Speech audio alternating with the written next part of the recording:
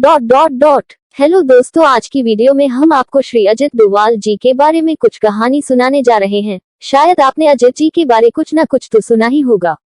दोस्तों, आप हमारी वीडियो को काफी सपोर्ट कर रहे तो उसके लिए आप सभी लोगों का दिल से धन्यवाद। तो दोस्तों, वीडियो को पूरा देखना और एंजॉय करना। तो चलो शुरू करते हैं। भारत के जासूस अजीत डोभाल जीवन परिचय। अजीत कुमार डोभाल एक सेवानिवृत्त आईपीएस अधिकारी है। यूं तो कई ऐसे आईपीएस अधिकारी हैं जो अपनी पूरी सेवाएं देने के बाद सेवानिवृत्त हो गए, पर अजित जी का नाम आज भी भारत के सुरक्षा मुद्दों पर अग्रणीय है। इसका कारण इनका प्रधानमंत्री जी का प्रमुख राष्ट्रीय सुरक्षा सलाहकार होना है। इन्होंने अपने करियर में कई बार भारत के सुरक्षा मुद्दों पर अग्रणीय भूमिका निभाई। पूर्व में हुई सर्जिकल स्ट्राइक और अभी हाल में हुई पाक आतंकियों पर भारतीय वायुसेना की एयर स्ट्राइक कार्यवाही में भी इनकी अहम भूमिका रही है। अजीत जी के जीवन और उनके करियर के बारे में संपूर्ण जानकारी हमने अपने आर्टिकल में उपलब्ध करवाई है, जिससे लोग उन्हें और भारतीय सुरक्षा में उनकी भूमिका को अच्छी तरह से समझ सकें। जन्म और प्रारंभिक जीवन। अजीत जी का जन्म साल 1945 में हुआ था। इनका जन्म उत्तराखंड के पौड़ी गढ़वाल नामक जगह पर एक गढ़वाल परिवार में हुआ था।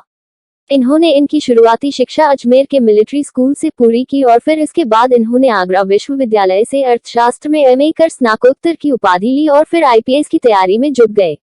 अपनी कड़ी मेहनत के दम पर अजित जी 1968 में आईपीएस के लिए सिलेक्ट हो गए। इन्हें अपनी प्रथम नियुक्ति केरल कैडर में मिली और यहीं से इनके करियर की शुरुआत हुई। अजीत डोभाल करियर। डोभाल जी का करियर शुरू तो एक आईपीएस अधिकारी के रूप में हुआ। यहाँ पर इन्होंने अपना बेहतरीन प्रदर्शन देते हुए आज ये 73 वर्ष की आयु में देश के राष्ट्रीय सुरक्षा सलाहकार के रूप में कार्यरत है। इनका शुरुआत से लेकर अब तक का करियर इस प्रकार है। अजीत डोभाल ने अपनी शुरुआती कमान केरल कैडर में 1968 में संभाली।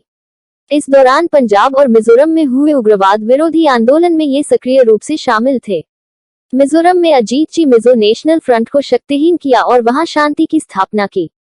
इसके बाद साल 1999 में कंधार में आईसी 814 में यात्रियों के अपहरण के मुद्दे पर अजीत जी उन 3 अधिकारियों में से एक थे जिन्होंने रिहाई के मुद्दे पर देश की ओर से बात की थी। इसके अलावा अजीत जी को 1971 से 1999 तक हुए सभी 15 हाईजैकिंग में शामिल होने का अनुभव प्राप्त है। अजीत जी एक दशक से भी अधिक समय तक आईबी के संचालन विंग का नेतृत्व करने का अनुभव प्राप्त है। इसके अलावा अजीत जी को मल्टी एजेंसी सेंटर एमएसी और joint task force on intelligence के संस्थापक अध्यक्ष भी है। अजीत जी ने आतंक निरोधी कार्यों के लिए भारत के तीसरे राष्ट्रीय सुरक्षा सलाहकार एम.के. नारायणन के द्वारा ट्रेनिंग भी प्राप्त की हुई है। पंजाब में रोमानियों के रेस्क्यू के समय भी अजीत जी की भूमिका अहम थी। साल 1988 में ऑपरेशन ब्लैक थंडर के पहले इन्होंने स्वर्ण मंदिर में प्रवेश कर महत्वपूर्ण जानकारियां एकत्रित की थी।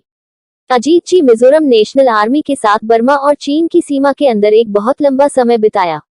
मिजोरम नेशनल फ्रंट के विद्रोह के समय भी इनका प्रदर्शन यादगार था। अजीत डोभाल ने एक बहुत लंबा समय करीब 7 साल तक पाकिस्तान में अपना धर्म बदलकर गुजारा। इस दौरान इन्होंने भारतीय सुरक्षा एजेंसियों के लिए कई सारी महत्वपूर्ण जानकारियां भी एकत्रित की। अजीत जी साल 2005 में जनवरी के महीने में इंटेलिजेंसी ब्यूरो के डायरेक्टर के पद से सेवानिवृत्त हुए। इसके बाद साल 2019 में ये विवेकानंद इंटरनेशनल फाउंडेशन के संस्थापक अध्यक्ष बने। साल 2009 से 2011 तक इन्होंने Indian black money abroad in secret bank and tax haven नाम के बनी रिपोर्ट के संपादन में योगदान दिया और वे बीजेपी के इस अभियान का महत्वपूर्ण हिस्सा बने। साल 2014 में अजीत जी के करियर का एक अहम मोड़ आया और ये भारत के 5वें राष्ट्रीय सुरक्षा सलाहकार के रूप में नियुक्त हुए। साल 2014 में ही अजीत जी ने उन 46 भारतीय नर्सों की रिहाई में महत्वपूर्ण भूमिका निभाई जो इराक में फंसी हुई थी और जिनके परिवारों ने भी इनसे अपना संपर्क खो दिया था। इसके लिए ये स्वयं इराक गए और गुप्त मिशन पर कार्य किया। अजीत जी ने सेना प्रमुख के साथ म्यांमार के बाहर चल रहे आतंकवादियों के खिलाफ अभियान में भी महत्वपूर्ण भूमिका निभाई थी। यह अभियान 50 आतंकवादियों को ढेर करते हुए एक सफल अभियान साबित हुआ था। अजीत डोभाल को पाकिस्तान के संबंध में भारतीय सुरक्षा नीतियों में बदलाव करने का श्रेय भी प्राप्त है। साल 2016 में हुई सर्जिकल स्ट्राइक में अजीत जी की भूमिका को भी अहम माना जाता है। कहा जाता है कि इन्हीं की योजना से भारत अपने लक्ष्य को प्राप्त करने में सफल हुआ है। साल 2018 में इन्हें स्ट्रेटेजिक पॉलिसी ग्रुप का अध्यक्ष भी नियुक्त किया गया है। इसके अलावा अभी हाल ही में पुलवामा आतंकी हमला के जवाब में भारतीय वायुसेना द्वारा किए गई जवाबी कार्यवाही में भी अजीत जी की भूमिका को अहम बताया जा रहा है। और इसके बाद पाकिस्तान की ओर से की जाने वाली कार्यवाही के लिए भी हिंदुस्तान की सेना को तैयार रखने की जिम्मेदारी में भी इन्होंने सेना प्रमुखों के साथ मिलकर कमान संभाली हुई है। अजीत डोभाल जी को प्राप्त अवार्ड्स। अजीत जी अपनी उम्दा सेवाओं के लिए पुलिस मेडल पाने वाले सबसे कम उम्र के अधिकारी थे। उन्हें उनकी सेवाओं के मात्र 6 साल बाद यह मेडल दिया गया था। इसके बाद अजीत जी को प्रेसिडेंट पुलिस मेडल से भी नवाजा गया है।